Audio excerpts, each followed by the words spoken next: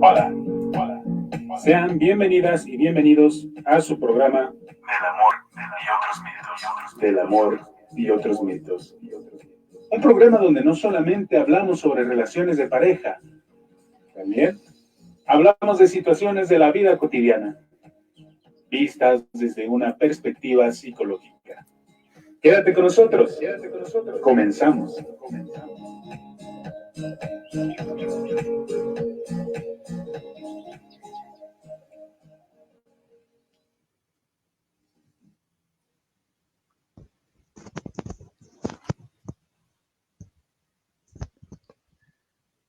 Sabemos que en la vida las pérdidas son inevitables y hay de todo tipo. Por ejemplo, la pérdida del empleo, algún objeto de algún ser querido, alguna relación personal. Justamente, este sentimiento de pérdida desencadena en nosotros una serie de emociones relacionadas al dolor emocional que nos causan. En sí mismo, es un mecanismo saludable y necesario, debido a que este proceso permite que las personas nos sobrepongamos a las pérdidas. A lo mencionado se le conoce como duelo. Durante esta contingencia hemos perdido un estilo de vida y conforme han pasado los meses se han ido sumando otras pérdidas. el cambio de rutina nos ha orillado a adaptar el duelo. En el programa del día de hoy vamos a hablar acerca de ciertas reflexiones que se hacen respecto a esta situación que vivimos donde hemos sufrido distintos tipos de pérdidas, ya sea de algún ser querido, enfermedad de COVID, o también hemos estado frente a otros tipos de pérdidas como el empleo, como en alguna relación interpersonal, como al ver frecuentemente a las amigas o amigos, a nuestros seres queridos, etcétera. Así que acompáñenos el día de hoy a nuestro programa del amor y otros mitos. Hola, hola, buenas noches. ¿Cómo estás, Mariana? Hola, muy buenas noches, mi querido Ángel Omar. Muy bien, muchas gracias. Estoy muy contenta, sobre todo por la invitada que tenemos el día de hoy. Bueno, ahorita, pues ya como algunos ya la conocen en el anuncio que dimos, pero pues estoy muy contenta de verlos otro jueves más, una noche más, en estas fechas, sobre todo de Día de Muertos, que también nos invitan mucho a la reflexión y se pone muy padre, pues la comida, los olores, el poner al altar. Es un ritual que pues en lo personal yo disfruto mucho y me parece que también muchos de nosotros lo hacemos. Y para mí pues es un Así es. honor poder conversar con ella, que es una experta en este tema. Sobre todo creo que queda muy bien para estas épocas, para invitar a ciertas reflexiones. ¿Y tú cómo te Sí, encuentras el pues día de hoy? bastante bien, bastante emocionado y contento de estar aquí. Ya huele a pan de muerto y cempasúchil. Y pues es un tema bastante interesante.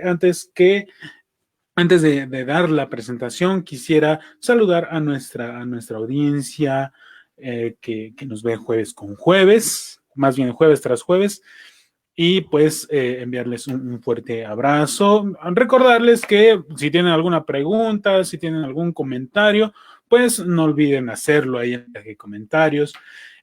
Si tienen igual si tienen una pregunta pueden hacerla con confianza y también pues compartan este programa para que pues lleguemos a más personas. Y pues bueno, el tema de hoy es bastante interesante.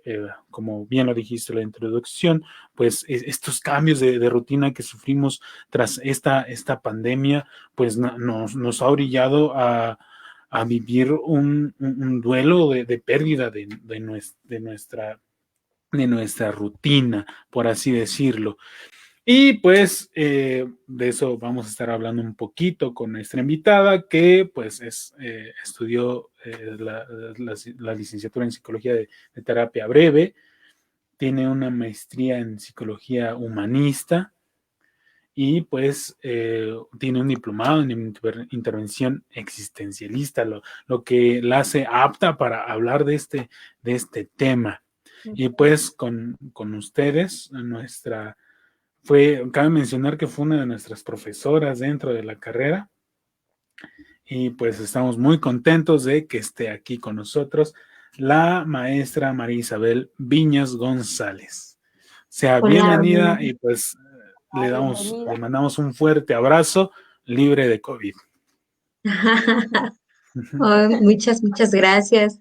Es un gusto para mí compartir este espacio y también verlos crecer, verlos desarrollarse también en este ámbito ya como psicólogos. Entonces me va a gustar mucho compartir estas reflexiones con ustedes y con quien nos esté escuchando para justamente construir un diálogo en este sentido de descubrir cómo están siendo los procesos actualmente en cuestión de pérdida y también hasta dónde la teoría nos está permitiendo hacer intervenciones y bueno, cómo da un vuelco también los cuestionamientos o las nuevas formas de vivirnos y cómo eso impacta en la atención también psicoterapéutica. Entonces, bueno, yo también voy a ir escuchándolos, aprendiendo de ustedes y bueno, construyendo un aprendizaje.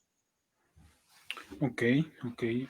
Pues vamos a empezar por lo más sencillito, por así decirlo, y pues es esta pérdida de la rutina que se junta con nuestra incertidumbre pues, ay, ¿qué va a pasar? O qué es el hecho de qué está pasando, o incluso ver que muchas personas se negaban o negaban la existencia de esta enfermedad, lo que provocaba que, que pues siguieran con sus actividades normales.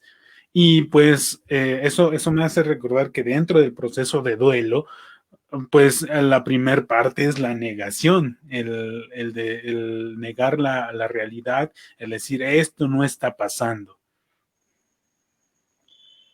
Sí, fíjate que me haces pensar en esta parte sí de un proceso que así se le llama el duelo, aunque Ujú. fíjate que voy a contraponer por ahí dos Adelante. definiciones justamente. Ujú. Por un lado está la tradicional, ¿no? Que el proceso de duelo justamente, pues no es lineal, es algo más bien complejo, que no es como esta parte tampoco romantizada de que voy a saber qué paso sigue. Y si lo sé, es una forma teórica, entonces que no es un proceso realmente lineal. Y otra definición que nos da más como la visión existencialista es que es una añoranza de lo que fue mi pasado, queriendo que eso pudiera tener posibilidades en un futuro. Y que eso es un duelo interno, es una pelea, es una lucha por decir que lo que tuve en mi vida y lo que tanto me gustó no va a poder ser nunca más. Y también en esta cuestión que nos decía Mariana, ¿no? El estilo de vida que tenía y que no sé qué tanto con lo de la pandemia puedo estar siendo consciente de cómo era ese estilo de vida y qué de ese estilo de vida añoro o extraño. Una de mis pacientes me decía que ella tiene un padecimiento, una enfermedad crónica, y me decía, no puedo salir, me cuido mucho de salir, pero me doy cuenta que estoy en una añoranza de lo que hacía antes, de las personas con las que estaba, y ahora me doy cuenta que paso por dos duelos. Hasta ahora mi enfermedad la había podido sobrellevar, pero ahora darme cuenta que mi enfermedad me hace todavía más vulnerable a este virus, eh, y cómo añoro poder regresar a la vida que tuve, pero justamente como decías, Ángel, la incertidumbre que posiblemente eso no suceda y cómo van a ser estas nuevas formas de relacionarnos, decía por ahí uno de mis maestros, Jackie Martínez,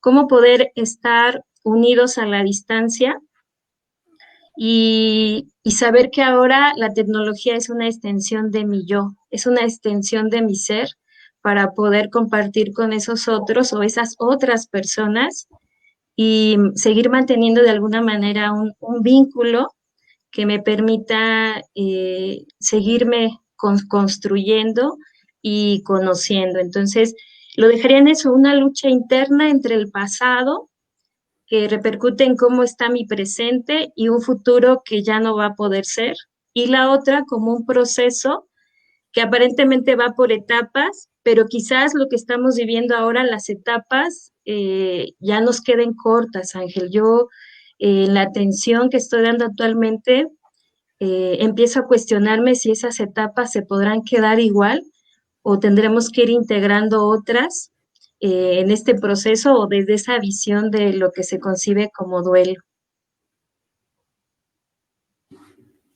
Ok, ok. Me parece bastante interesante esta última definición, la añoranza del pasado. Y, y pues no hacía falta una pandemia para hacernos añorar el pasado. Sin embargo, lo que hizo al menos yo al darme cuenta de eso, lo que hizo esta cuarentena fue remarcar o resaltar esa añoranza, eh, de cierta manera, esa adicción a pensar en lo que ya ocurrió, en lo que ya pasó. Y pues hablando un poquito de la cultura mexicana, pues contextualizando y abordando un poco más al respecto, pues el mexicano se caracteriza por eso, de hacer varias celebraciones que enaltecen el pasado y se olvidan justamente de vivir el presente y en esta añoranza, pues en un futuro les hace querer estar en el presente, pero ya no está, ya se esfumó. Y pues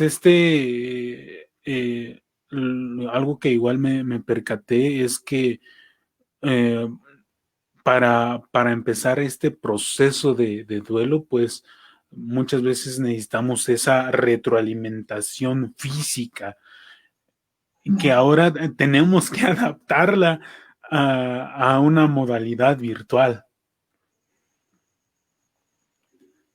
Sí, sí, también sabes que me hiciste pensar por ahí, estuve revisando algunas aportaciones y decían, bueno, ¿cómo es ahora el duelo sin abrazos, no? ¿Cómo es el duelo sin los rituales? Y por ahí una de mis pacientes me decía cuando perdió algún familiar en esta pandemia, me decía, por un lado agradezco no estar con personas que me dicen lo siento y, y descubrí que igual y necesitaba un espacio para mí, pero por otro lado no podía creerlo porque no había nada de lo que usualmente hay en un funeral, ¿no? Por toda esta cuestión de pues los cuidados y no poder despedirse de su ser querido. Entonces ella me decía, ¿no? No lo puedo, no lo puedo aún creer que no haya podido despedirme de él y aún sigo pensando que pudimos haber hecho más por él en la cuestión de la atención médica. Entonces me parece que también el sentimiento de culpa de lo que pude haber hecho por ese ser querido y en esta ausencia de pues ese abrazo que otro me podría brindar, de esos rituales, eh, qué tanto quiero tener herramientas para enfrentar el duelo o nuevos significados, nuevas tradiciones, pero también aquí lo vuelvo a contraponer con lo existencial, que es qué tanto la contingencia, aunque yo también creo, Ángel, que tú lo tienes muy presente, qué tanto los demás la contingencia les permitió ver de frente el cuestionamiento de su vida y muerte, ¿no? O vida, muerte, vida. Es decir, en esta parte de no puedo negar mi finitud cuando yo veo que ese otro ser querido muere, decía Oscar de la Borbolla, esa desgracia de haber querido tanto a alguien y saber que en algún momento va a terminar. Una de dos, me cierro para no amarlo o no amarla, o me entrego a ese vínculo sabiendo que va a terminar. Y más ahora, ¿no? Como esta confrontación de qué tanto soy capaz de reconocer cómo todos los días tengo muertes, tengo pérdidas. Sin embargo, que ahora no las puedo tan fácil negar, ¿no? Me decía una de mis pacientes que estudiaba fuera y que tuvo que regresar a casa. Me decía, a mí la contingencia como tal, el encierro no me afectó. Lo que me afectó fue darme cuenta que regresé a una casa donde no hay una familia, donde no nos toleramos y mamá quisiera que yo ya no estuviera en casa y yo también quisiera ya no vivir con ella. Y se me doy cuenta que desde hace años perdí a mi familia y jugábamos a ser una familia. Entonces creo que también, aunque no lo quisiera romantizar, este proceso de regresar al hogar o de estas pérdidas me lleven a enfrentar mis pendientes, ¿no? ¿Cuáles son esos pendientes no de cosas, sino de mi propia existencia? Porque entonces ahora sé que corro el riesgo de que enferme y quizás ya sabía que podía morir, pero la pregunta es, ¿qué tanto me duele perder al otro o lo que había construido con ese otro, con esa otra? Pero también cuánto me duele darme cuenta que hasta ahora no he vivido o no he sabido estar en este viviendo conmigo. Y entonces vienen muchas confrontaciones. También creo que viene esta parte de cuáles son sus pendientes. No sé si ustedes me quieran compartir cuáles han sido esos pendientes que están descubriendo. Por ejemplo, en mi caso, me di cuenta que tengo miedo de perder a mi esposo, lo amo mucho, Entonces entraba en esta angustia de poderlo perder y pues me empezó a dar insomnio, ¿no? Porque era como si, y si te enfermas y ahora cómo puede ser ese futuro, a lo mejor para el cognitivo conductual sea que estoy en fantasías catastróficas, ¿no? Pero también esta conciencia de mi finitud y me empecé a dar cuenta que era un tema que me costaba hablar con mis papás de hasta dónde quisiera un tratamiento si enfermo, porque para mí me parece que de alguna manera en algún momento me puedo enfermar de este virus y que cada vez las cifras van muy altas y es la incertidumbre de hasta cuándo la vacuna y que quizás o más bien no regresaremos a la normalidad que un día conocimos, ¿no? Entonces, eh, para mí mi pendiente, por ejemplo, fue decirles a mis papás que no quisiera el respirador, ¿no? Que lo que tuve en mi vida lo quise, estuvo, y que por ahí, por ejemplo, con este sentido de mi mamá, me di cuenta que no podía hablar acerca de su muerte en mi vida. Y bueno, pues el poder irlo hablando, porque me tocó por ahí verla por la ventana y darme cuenta que estaba perdiendo el poderla abrazar, ¿no? Y entonces yo me di cuenta cómo lo había dejado de hacer o no hacerlo tan frecuente por aparentemente esta seguridad de que mañana podré hacerlo y darme cuenta que posiblemente aunque pueda verla, no pudiera volver a abrazarla por un buen tiempo, ¿no? Entonces, porque me aferro también a la esperanza de sí poder hacerlo. Entonces, no sé si ustedes nos puedan compartir, ¿no? ¿Cuáles han sido sus pendientes con ustedes mismos? Porque algo que me queda, por lo menos a mí claro, es que me duele que no pueda regresar a mi aula de clases, por ejemplo. Extraño esa convivencia, la añoro y a veces sí me cuestiono si puedo seguir dando clases virtuales y cómo está siendo a veces mi nostalgia de esos espacios, de ese lugar y cómo poderme seguirme mostrando como docente y si puedo, a veces con la sensación de hablarle a un vacío, como decías hace un momento, Ángel, o a una nada, ¿no? Cómo sé que el otro me está mirando, ¿no? Por ejemplo, extraño las miradas de mis alumnos, porque en este espacio virtual yo no sé si me están viendo a mí o si yo puedo mirarlo a los ojos o estoy como tratando de encontrar su mirada y bueno, no quisiera extenderme más en esa parte, pero a lo mejor que ustedes nos pudieran compartir, si identifican algún pendiente de sus asuntos vitales o esa añoranza, no sé si exista, de la vida que tuvieron. Sí, así es. Ok. Creo que nos identificamos mucho. Yo en lo particular ya he sentido lo que es la vulnerabilidad, el sentirse vulnerable, porque y sí te hace entrar en cuenta de que realmente te hace sentir cerca de que algún día pues la muerte va a llegar, pero uno lo ve a lo mejor muy lejos, en mi imaginario así yo lo veía. Sin embargo, ya estas situaciones me hacen pensar que sí es algo muy cerca y que pues es algo natural y forma parte de la vida, pero también a nosotros, a mí me entra una preocupación de que pues, a lo mejor no he logrado todas las cosas que quiero lograr o habrá proyectos en este momento que pues ya se para yo quería hacer que a lo mejor sí se van a poder hacer, pero los estoy posponiendo y que yo teniendo una esperanza de que algún día los pueda volver a retomar. Hay veces en que también llego a pensar que esta situación pues puede mejorar y puede cambiar, a lo mejor van a poder dar la vacuna y pues ya todo se va a arreglar, pero qué tal que no y regresamos y esta rutina que tenemos ya se vuelve nuestra normalidad, o sea, como dice la nueva normalidad, ya se vuelve a ver parte cotidiana de nuestras vidas y creo que es un asunto que pues nos atañe a todos. Yo he visto también otras personas que se sienten identificadas, amigos, parientes o alguien que alguna vez pide una asesoría psicológica, que realmente pues nos sentimos ya sentimos esa condición humana de que al nacer pues firmamos vamos a morir y ya lo sentimos mucho más cerca. Yo creo que eso también nos invita a reflexionar de si ya hice todo lo que quiero hacer o qué es lo que me falta hacer todavía o cuáles son los procesos de duelo que estoy viviendo, porque habrá cosas que aunque yo quiera realizarlas, pues ya no se van a poder realizar. Creo que eso también pensar mucho ahorita que le estaba escuchando acerca de Víctor Frank cuando hablaba del sentido de vida, bueno, en su libro que mencionaba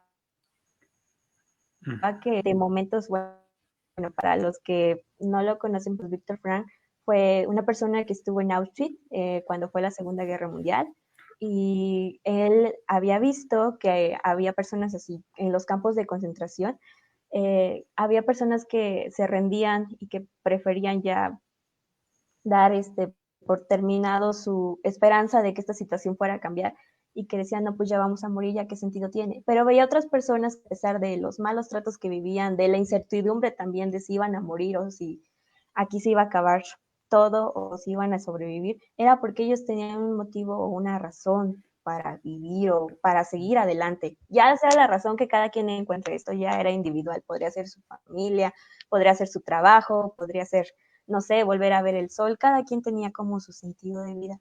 Y esto me hace pensar en que si habría que volvernos a replantear eso, o sería bueno replantearnos eso desde esta perspectiva en esta situación. El sentido de vida nos puede servir en estos momentos de incertidumbre, porque como hemos visto en la historia, ha habido de muchísimas pandemias también, el sarampión, la viruela, la gripe española, y pues que yo escucho así testimonios de varias personas y me imagino que ellos también habrán sentido algo similar a lo que nosotros estamos viviendo. Sin embargo, pues nosotros tenemos la tecnología. En ese tiempo, pues no había comunicación. Ahora sí que pues se encerraban y pues no sabías ni cómo le iba a tu pariente o a tu madre, a tu padre o a alguien que tú quisieras. Pero creo que esto también nos puede ayudar. No sé, eso a mí cuando recuerdo eso me hace un poquito de esperanza de que si ellos pudieron sobrevivir a esa época, que fueron pues más o menos 2 años, 3 años, que también puede que la humanidad resurja. Bueno, es que yo soy muy, muy positiva en ese aspecto. No sé qué opine usted al respecto. Pues a ver, vamos a escuchar a Ángel. Yo creo que lo veo con ganas de hablar y ya yo conjunto de lo que me van preguntando. Yo recuerdo que cuando inicié todo esto, hubo una película en Netflix que salió que se llama El Hoyo. Me encantó esa película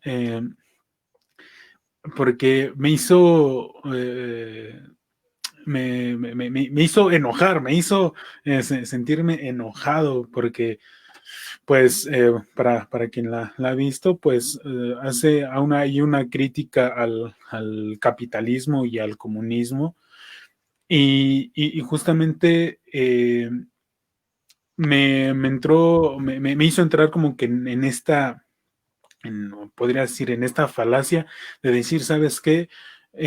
Que esta enfermedad llegue aquí en México es culpa de aquellos que tienen acceso a ir a otro país.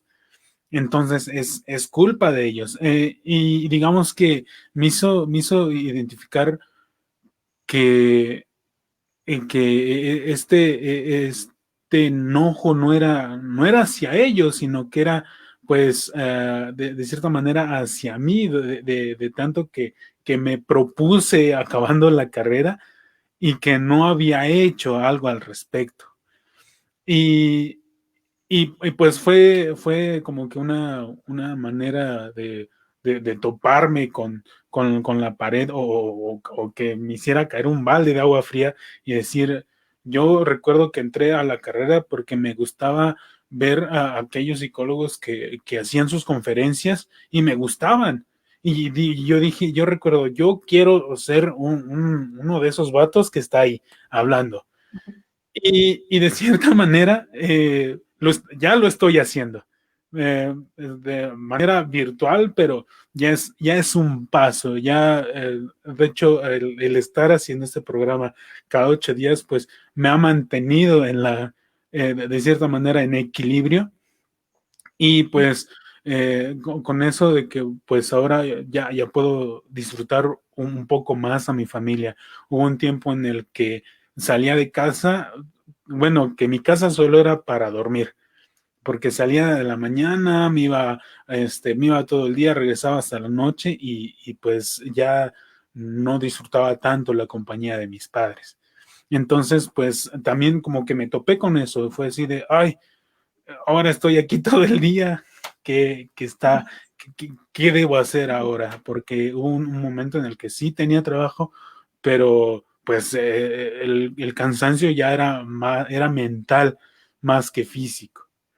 Y sí fue encontrar como que necesito un poco de despejarme, de quitarme de todo esto, porque igual yo era de las personas que veían los números, veía las noticias y más se alarmaba hasta que dije, basta ya, no quiero seguir sabiendo de noticias, ya las veo de vez en cuando, cada semana, ya me pongo al tanto, ok, está pasando esto. Y igual algo que me ha servido es ver las noticias. Hay algunos comediantes que dan las noticias, pero con algún chiste, y eso me hace más amena el poder ver las noticias. Y pues antes de pasar a su comentario, pues un saludo a Venus Gómez, una de nuestras fieles seguidoras, a Sí, María nunca nos García, falla. a Fernanda Zuluet, igual, a Rosalina Nayas, que son igual nuestras seguidoras, unas seguidoras muy fieles a él, y Alejandro igual, un saludo y un fuerte abrazo. Y Fernanda Zuluet nos dice, a mí me da una sensación de vacío el visualizarme enferma, me causa algo extraño que el reunirme con mis seres queridos, amigos, familia, no será igual. Y Laura Teiser nos dice, estoy de acuerdo, tenemos muchos recursos para sobrevivir. Y es algo igual que al menos yo me he dado cuenta que en sí una de dentro de mis reflexiones que la crisis que se vive no es no es porque comprábamos aquello que no necesitábamos y no nos enfocábamos en aquello que sí necesitábamos. Bueno, me haces pensar en que también, como se dice, en toda pérdida hay una ganancia, ¿no? Uh-huh. En toda desventaja hay una ventaja, ¿no? Quizás, por ejemplo, en lo que me comentas, ¿no? Poder pasar más tiempo con tu familia, con tus papás, reencontrarte en esos vínculos, tener este espacio para estar con ellos. Y también esta pérdida, de alguna manera, de la forma en la que te habías visualizado ser conferencista, ¿no? ¿Qué tal es ahora, de alguna manera, adaptarlo? Sin embargo, aunque lo adaptas y creo que finalmente lo estás viviendo, no se asemeja a lo que en algún momento construiste. Entonces, ¿qué tanto a veces nos da miedo de contactar con ese dolor de lo que perdí, como un ser querido, ¿no? Es decir, ¿qué tanto pierdo esa convivencia y esas pláticas que tenía con esa otra persona o su presencia? Y sí, creo que reconocer cómo hay una ganancia en la pérdida. Me decía una de mis pacientes que cuando falleció su novio, después de varios meses o creo que ya un año, se dio cuenta que le gustaba su libertad, pero le daba vergüenza poderlo decir porque decía, ¿cómo a partir de la ausencia de él yo empiezo a descubrir mi libertad? Porque había sido también una relación muy compleja y muy difícil con, ella me decía, esta parte de dependencia hacia él. Entonces creo que también el saber que no me puedo preparar para la pérdida, que esa es como la tanatología tradicional, que yo me debo de preparar para la pérdida, pero ¿cómo podría prepararme para la pérdida de lo que hoy quiero y tanto amo o puedo considerar que es parte de mi vida?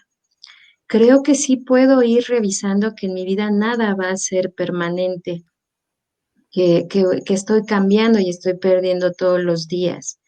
¿Qué hay de duelos a duelos, no?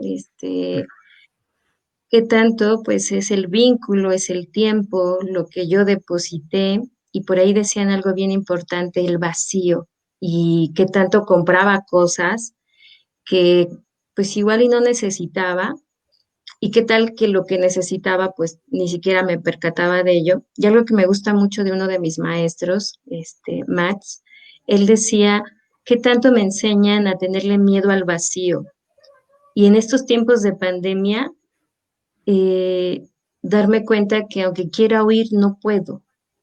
Y contacto con ese vacío y cómo es, ¿no? Saber que no se va a llenar con nada ni con nadie y que tanto el vacío más bien es parte de mi existencia, porque el vacío se habita, el vacío, abrazarte a ese vacío, abrazarte a tu duelo. Me decía una pacientita, o una paciente, que le daba pena decirle a su familia que le dolía no haber tenido su fiesta de graduación, porque decía, me voy a ver muy superficial, ¿no? Decirles que pues me duele no haber tenido mi fiesta de graduación, pero finalmente era como ese proyecto que ella tenía, qué tanto de mi presente construí para ese futuro, porque eso es algo que me gustaría transmitirles, que me gusta mucho de lo existencial, que en mi presente mucho de lo que yo decido tiende a un futuro y desde ahí ya lo estoy construyendo. Suceda o no suceda, yo ya me estoy viviendo en este momento mis decisiones para construir ese futuro. Algo que me gusta mucho de Oscar de la Borbolla decía, la libertad no se reduce a qué eliges de tus posibilidades. La libertad o una libertad que trasciende es cuando una persona se permite construir un camino o una posibilidad que no existía para él o que su entorno le decía que no existía para él o para ella.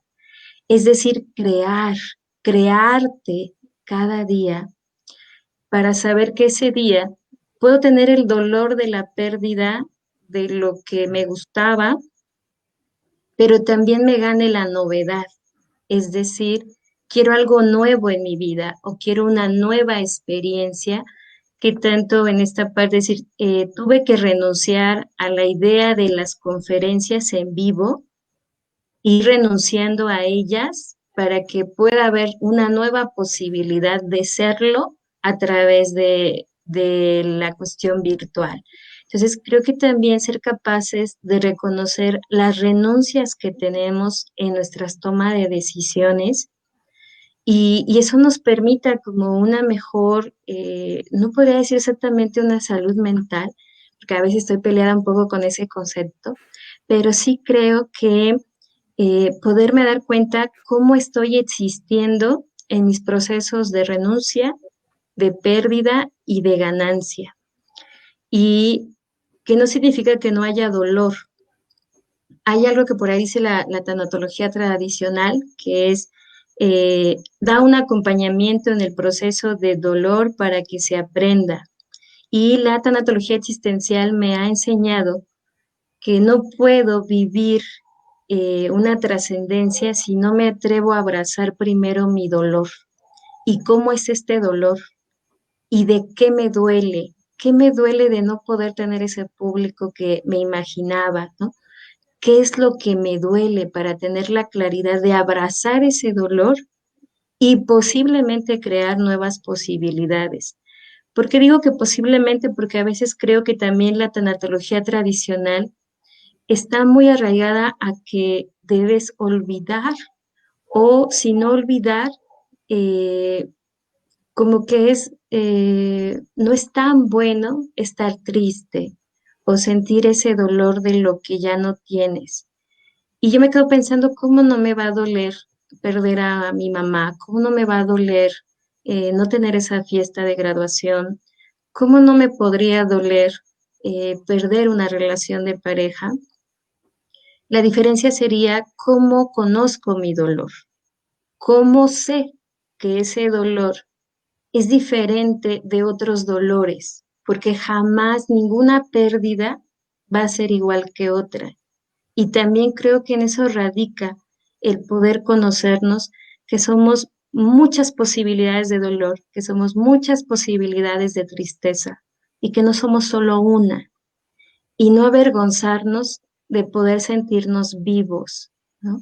Porque pareciera que es estar enfermo en cuanto al sentido de lo que se entiende como la psiquiatría, o mejor dicho, la antipsiquiatría, es que tanto en este momento yo pudiera romper mis propios esquemas y permitirme quizás sí la nostalgia, quizás el dolor, y no precisamente para trascenderlo, sino creo que para conocerlo y decidir hasta dónde te entregas a tu dolor, porque también creo que ese sí es un proceso completamente individual, hasta dónde me entrego a mi dolor de eso que perdí y dónde digo, quiero otra posibilidad de experiencia en mi vida. Y bueno, eso lo retomo con lo que me van compartiendo. Y pues yo también me quisiera saber desde ustedes, ¿no? ¿Cómo están construyendo? Me decía por ahí Mariana, ¿no? Quien pierde su sentido de vida y se aventaba, pues prácticamente como, entiendo como las cuestión de la malla, ¿no? Y pues se dejaba morir ahí. Y entonces recordé un diálogo que me gusta mucho también de Oscar de la Borbolla que dice 5 razones para vivir y 5 razones que me llevan a la posibilidad de dejarme morir. Entonces, ¿cuál sería, ya sea para ustedes o al público, ¿no? ¿Cuál es esa razón que te lleva a decir, quiero esta vida que estoy teniendo en este momento con la pandemia? ¿Y en qué momentos he considerado la posibilidad de no tenerla? Entonces, no sé si alguien nos está escribiendo, si nos quiera compartir, a ustedes, Mariana. Él. Ok, en lo que pienso, mi respuesta, quisiera agregar un comentario o hacer una pregunta y espero no meternos en un bache. Y, y es que, ¿cómo identifico qué es dolor y no estoy pasando al sufrimiento? Que yo lo veo o yo lo visualizo de esta forma de que pues el dolor es dolor y sirve para pues precisamente para identificar qué me está doliendo, ¿no? Y el sufrimiento lo veo como que estar que el dolor ya no esté, pero el hecho de recordarlo hace que me sienta mal. Bueno, Ángel, ¿qué crees? Me recordaste a la Isabel de allá y entonces que daba clases en Artopan y hacía esa diferenciación, ¿no? Entre lo Ujú. que es el dolor y el sufrimiento, pero bueno, ya no soy la misma y ya no creo tanto en ello. Eh, yo creo que lo que me ha permitido cuestionarme ahora es, ¿y si el otro quiere sentir el dolor hasta las entrañas y entregarse a él? ¿Por qué quitarle la posibilidad de esa entrega a su dolor? Si eso le permite sentirse vivo, se le permite sentirse viva, para no juzgar la forma en que se Ujú. está viviendo, para no juzgar que si él quiere tomar la decisión, decía Oscar de la Borbolla en una de sus conferencias, porque el lazo de amor que tengo con el otro es una deuda para que siga en vida y comparta conmigo, y le quito la posibilidad de decidir en su propia vida. Y bueno, hoy comparto más esta parte de si yo pudiera entregarme a mi dolor, me entrego a mi existencia. Y si ahí puedo generar algo que me permita justamente volver a decidir vivir o viviéndome en ese dolor, reafirmo que quiero seguir viviendo o me entrego a la posibilidad que la vida que he construido ya no es la que quiero vivir. Y entonces, si bien yo mucho tiempo creí en lo que me compartes, ¿no? Que el dolor hay una línea muy delgada entre el dolor y el sufrimiento, Así es. y que esta parte del sufrir tiene que ver con que yo recuerdo constantemente esa pérdida para no seguir con mi vida. Te digo, hoy la estoy cuestionando mucho, ¿no? Porque ahora que doy consulta, digo, ¿qué derecho tengo yo de ponerle esa etiqueta al dolor del otro y decirle que ya no es dolor, que eso es sufrimiento? cuando el único que lo puede saber es esa otra persona. Y justamente pues llevarlo más bien a conocer su dolor, ¿no? Si se dan cuenta, pues, ¿cómo es tu dolor? ¿Qué matices tiene? ¿No? Y bueno, a mí me ha cambiado la vida, la perspectiva existencial, justamente también en mi atención terapéutica, para poder saber si realmente quien está enfrente de mí lo puedo, más que comprender, que por lo menos se dé cuenta que sí me importa lo que me está contando y cómo me lo está contando, para no reducirlo. Tuve un paciente que me decía que había ido, pues había estado en tratamiento psiquiátrico porque ya había tenido 2 intentos de suicidio. Y bueno, por ahí en algún momento entré en nerviosismo y decía, ¿cómo puedo respetar su decisión? Porque una parte de mí era como, hay que hablarle a sus familiares y entonces que vengan por él y a ver qué hacemos, ¿no? Y por otro lado, cuando empecé a conocerlo, yo le decía, ¿sabes qué? Me has enseñado el valor de saber que posiblemente hoy sea la última vez que te vea. Y el encuentro que tengo hoy terapéutico contigo, poder justamente entregarme a este encuentro porque no sé si vas a regresar. Pero también quiero que sepas que yo tampoco sé si yo voy a regresar a tener otro encuentro terapéutico contigo. Y entonces creo que el dolor de perder pueda darme la posibilidad de darme cuenta que quizás eso nunca fue mío, pero lo que le deposité sí fue mío. Y yo decido hasta dónde puedo justamente entregarme a esa experiencia y que es co-construida, algo que me gusta ahora mucho en el existencialismo, porque mucho tiempo creí que algo que decía por ahí y que también les compartía en clases, de hecho para mí es como, oh, cuántas cosas dije y posiblemente ya no va por ahí, en el sentido de la única manera en la que no podía seguir mi vida era sin mí. Y ahora me cuestiono esa afirmación y digo, creo que la única manera en la que no podría seguir mi vida es sin mí a través de un otro, porque también el otro me permite verme. Si no, no sabría desde dónde estoy parada, ¿no? Porque hasta aunque yo diga que estoy en el Himalaya y estoy allá sola, digo sola porque estoy pensando en un otro que no está ahí conmigo. Ojo, no con esto quiero decir que tengas que tener siempre al lado a alguien, pero sí saber que cuando leo un libro, el que crea ese libro me transmite y me construye y me permite reflexionar. Entonces, pues a mí más bien me lleva a esta reflexión de lo que estamos viviendo con la pandemia y el duelo. Es que tanto pueda, justamente me quedo pensando, eh, ser consciente de mis elecciones, de mis decisiones y, y no permitirle al otro que describa mis emociones, porque el otro no puede conocerlas, no sabe, no sabe, no sé, por ejemplo, cómo Ángel vive su dolor.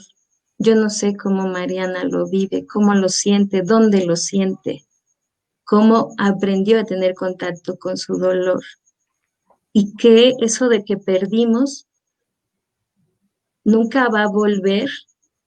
Sin embargo, cuando tengo encuentros con mi pasado, puedo revivirlos, ¿no? Como en esta parte de los rituales que estamos justamente en esta fecha, que tanto cuando tomo esa fotografía, hago esos tamalitos o pongo ese pan de muerto, pareciera que abrazo a ese ser querido que físicamente no está, pero sigue habitando en mí, en esos recuerdos que construí con él o con ella.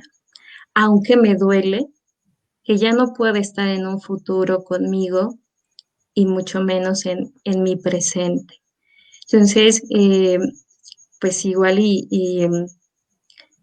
ahorita que estoy platicando con ustedes, pues me doy cuenta también de la Isabel que sigo construyendo, o Isabela, que actualmente me gusta más llamarme de esta manera, porque también me parece que la Isabel que estuvo en Atopan y les dio clase, aunque habita en mí, ya no es la versión con la que más me identifico, conmigo, ¿no? Entonces, es algo que también quisiera transmitirles, que este proceso de duelo, a veces puedo extrañar a esa Isabel, pero también darme cuenta que me puedo construir todos los días y atreverme a estarme viviendo, ¿no? Algo que yo les puedo transmitir de forma muy íntima y personal, que a pocas personas lo cuento, mi decisión de no ser mamá. Yo antes tenía la creencia de que no tenía por qué dolerme. Hoy sé que sí, porque lo deseo, pero no lo quiero en este momento de mi vida. Y también saber que a lo que renuncio me duele, porque había posibilidades de ser mamá, pero quiero hacerlo de otra manera, ¿no? Quiero hacerlo de otra manera esta parte de maternar o de poder acompañar en el nacimiento de proyectos o de procesos de mis pacientes. Sin embargo, no en el concepto tradicional. Y darme cuenta que también me podía doler, porque mucho tiempo era como si me duele, entonces quiere decir que sí quiero ser mamá, solo que no lo quiero reconocer. Y hoy sé que no, que es por la renuncia que tengo a ello de ser mamá y que también me duele, porque es una decisión de vida tanto quien decide ser papá y mamá como quien decide no serlo. Entonces, pues no sé también qué opinan de esto, porque bueno, igual iban a decir, ay, Isabela, entonces, ¿qué nos enseñaste en el semestre o qué pasó? Ah, No, está muy bien. Yo creo que pues le agradecemos que comparta con nosotros sus experiencias tanto personales de sus pacientes. Eso también es parte de la vida y de nosotros como humanos que decimos bueno, nos recordamos de una forma y sí podemos extrañar cómo somos, pero vamos cambiando a lo largo de la vida y ya no vamos a ser nunca los mismos que como éramos antes. Tal vez lo podamos extrañar o habrá cosas que ya no querramos recordar porque también había partes que no nos gustaba o no me gustaba de mi personalidad.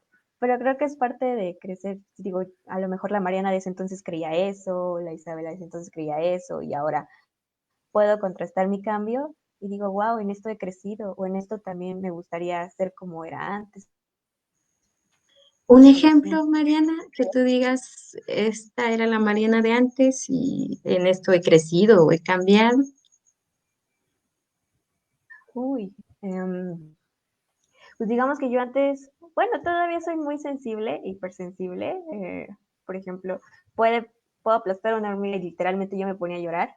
Y creo que en eso ya he madurado un poco. Bueno, he cambiado un poco, ya hay otras cosas que ya no me crean tanta hipersensibilidad como antes, pero de cierta manera sí extraño ciertas cosas de esa hipersensibilidad, porque pues antes podía conectarme más empáticamente con las personas, como que podía abrazar su dolor y yo lo sentía, pero también había esta parte de que el sentirlas tanto pues me afectaba a mí también y a mí igual yo me afectaba y me podía quedar muchos días o muchas semanas con esa sensación.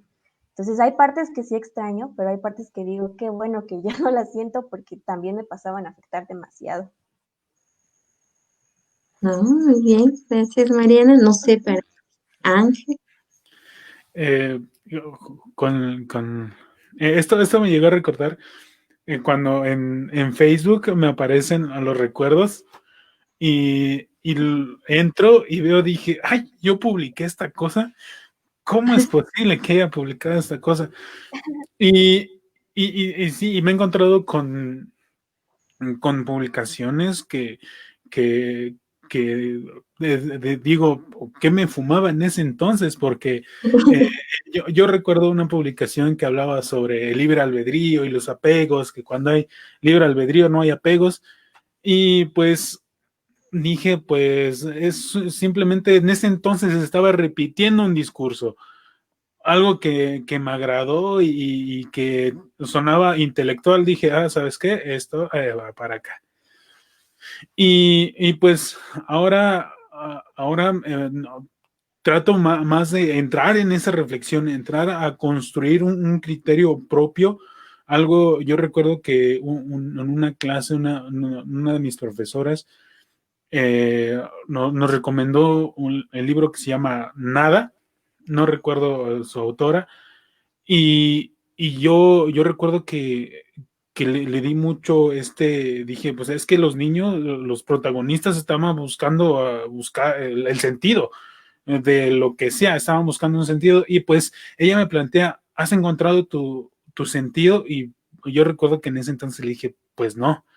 Y ya yo considero que este comentario me cambió el chip, me cambió completamente la vida, y me dijo, no lo busques, constrúyelo.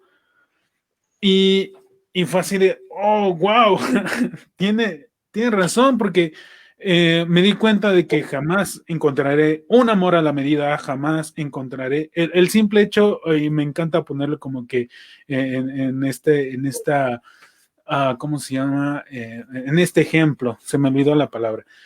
Y es que cuando voy a comprar un traje, los que están en el aparador no me gustan. Y fue así de, pues, si ya lo quieres encontrar hecho, pues obviamente no te va a gustar. Si lo quieres a especial para ti, pues hazlo a tu medida. Y justamente me he ido como que me he adentrado en esta filosofía de vida, por así llamarlo, en decir, no voy a encontrar algo exactamente a mi medida, tengo que construirlo. Tal vez voy a tomar algunos ejemplos de aquello que ya está hecho, pero lo voy a asimilar para mí.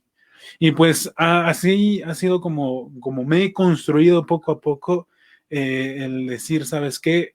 Sí, fui ese Omar, y pues una parte de él aún sigue en mí, todas estas cuestiones filosóficas, espirituales, de reflexión, siguen siendo parte de mí, pero ahora ya lo estoy haciendo de una manera distinta a conforme lo estaba haciendo antes, que era repetir un discurso, y ahora estoy intentando, o estoy en ese proceso de construir mi propio discurso, el poder de llegar a mi vida, al final de mi vida, y decir, ¿sabes qué? Estoy bien por todo aquello que construí. Y pues que quisiera leer los comentarios antes de pues irnos a nuestra recta final, que se pasó muy, muy rápido esta hora.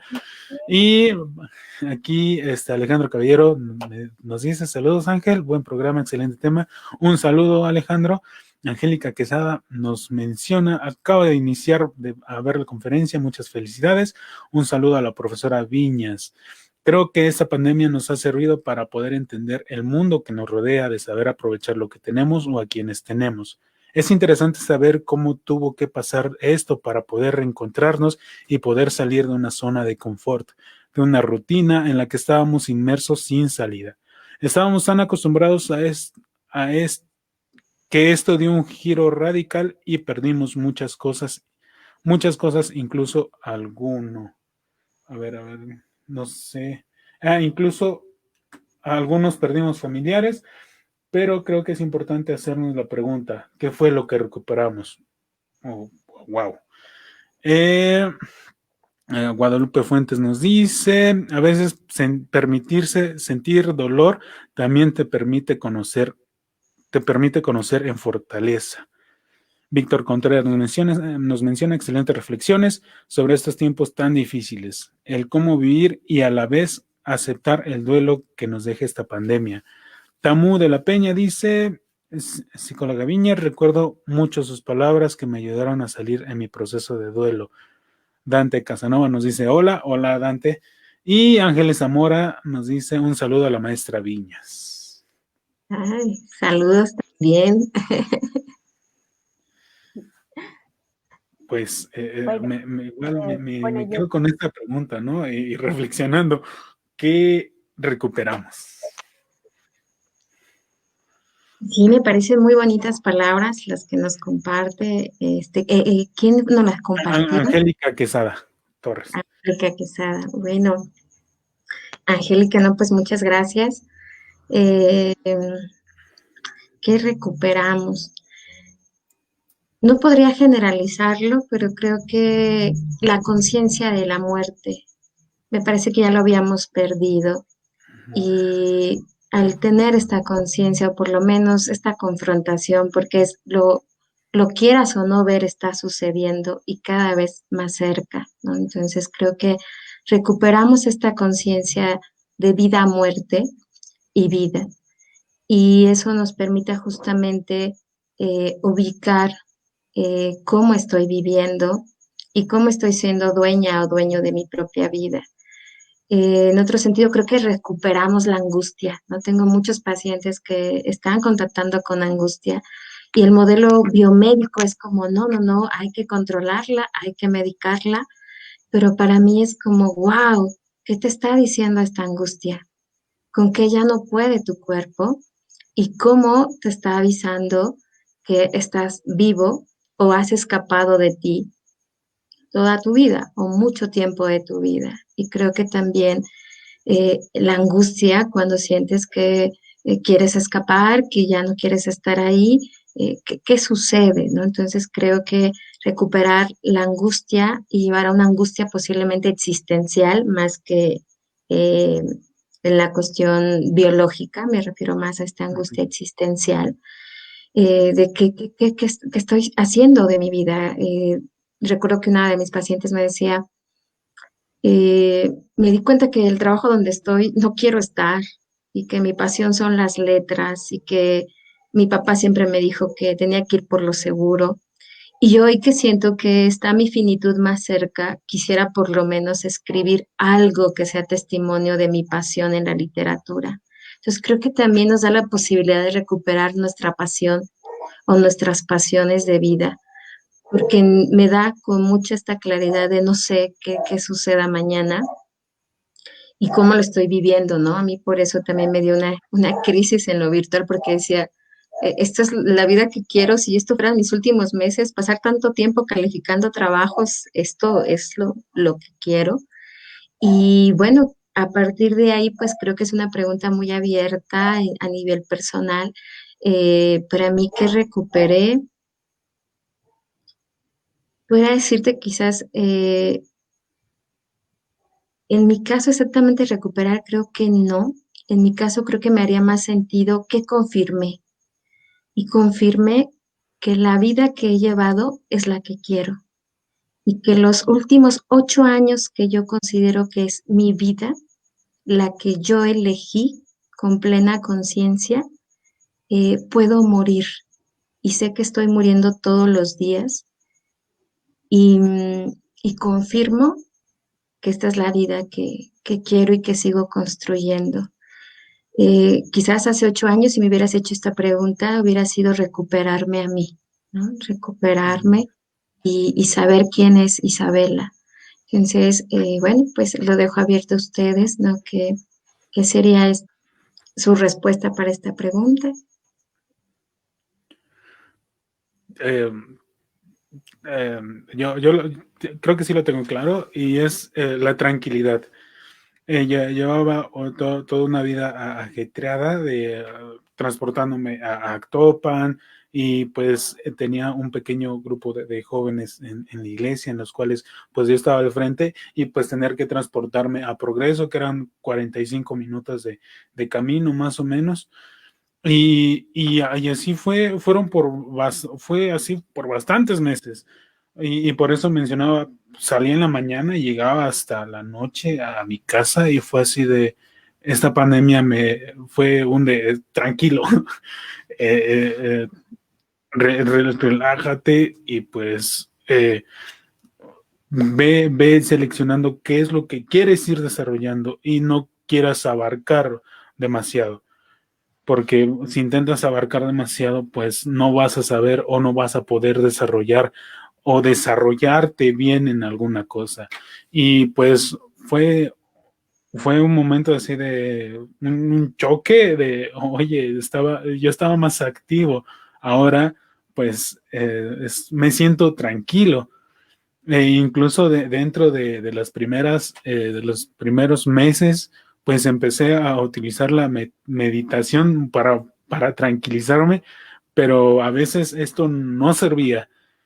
Y conforme fue pasando el tiempo, ya fui tranquilizando, fui entendiendo, ok, a recuperar el control o de cierta manera sentir el control sobre algo me hace sentir seguro. El decir, ¿sabes qué? Cada 8 días tenemos un programa, ok, eso me hace sentir seguro de cierta manera, teniendo igual la certeza de que puede pasar cualquier cosa, se me puede ir la luz, se puede ir el internet, pero pues no importa, no sé si llega a pasar eso, pero por lo mientras eso me mantiene como que en este sentido de que vamos a hacerlo, y si pasa y no sucede, pues no hay problema. No se pudo, no puedo luchar contra algo que no está en mis manos. Si está en mis manos, pues, ok, vamos a ver cómo podemos solucionarlo. Si tiene solución, bien. Si no tiene solución, no pasa nada. Creo igual fue entrar en esa reflexión de, eh, de que en sí no, todo lo que hacemos, nosotros decidimos si tiene repercusión o no tiene repercusión en nosotros. Y creo, igual fue otra de mis reflexiones que entré en esta pandemia en eso consiste el libre albedrío, el decir qué tanto, o más bien decidir qué voy a hacer con esto que está sucediendo. ¿Qué voy a hacer con esto que pasó? Tal vez se me cayó mi guitarra y se rompió. Oh, ¿sabes qué? ¿Qué voy a hacer con esto que está pasando? Ah, pues puedo comprar otra, o puedo mandarla a arreglar, o puedo ya dejar de tocar guitarra.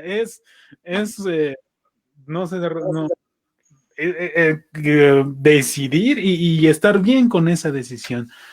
Y entender que sí, esa decisión va a tener o consecuencias, ya sean positivas, negativas, y todo dependerá de cómo lo quieras ver.